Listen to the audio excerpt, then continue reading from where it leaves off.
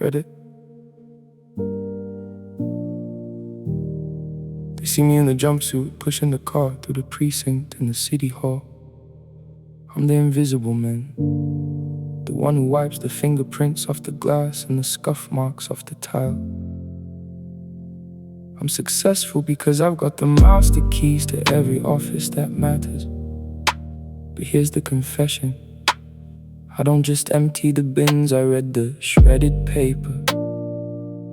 I've seen the warrants before they're signed, and I've seen the evidence that accidentally falls into the trash. Last night, I found a bloody glove in the mayor's private bathroom. I didn't call the cops, I put it in a vacuum-sealed bag and hid it in my locker.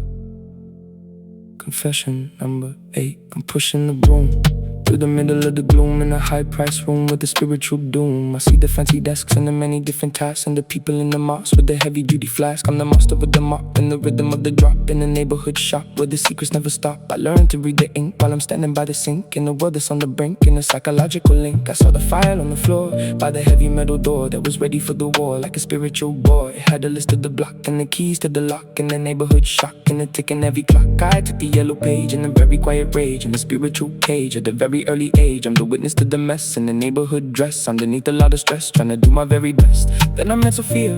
She was a natural born idea in the world of the fear, and the end is getting near. She was working on this shift with a very heavy gift and a spiritual rift and a psychological lift.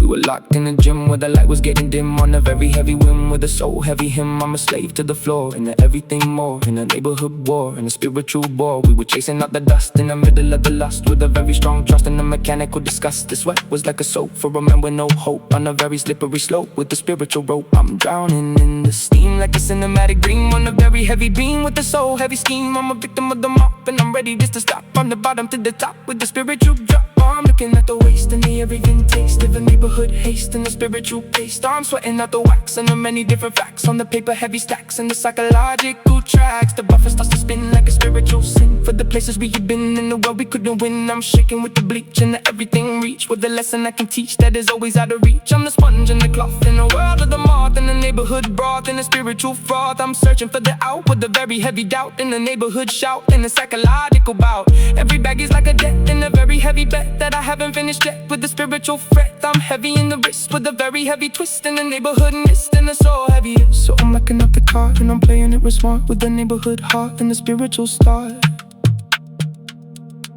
I was hood rich for a night in a neighborhood fight. Underneath the dim light trying to do what is right.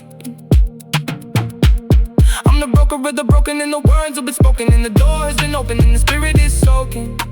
The lobby is real bright in the middle of the night with a very strong light and the spirit that's bright. I'm walking to the gate and I'm leaving it to fate in the neighborhood of hate in a very late date. I'm a king with a buffer in a world where we suffer with a very rough buffer in the spiritual tougher. I've got the ice on my arm, but it's causing me harm like a silent alarm on a desolate farm. The account is looking dry and I'm ready for the sky in a world of the lie where the good people die.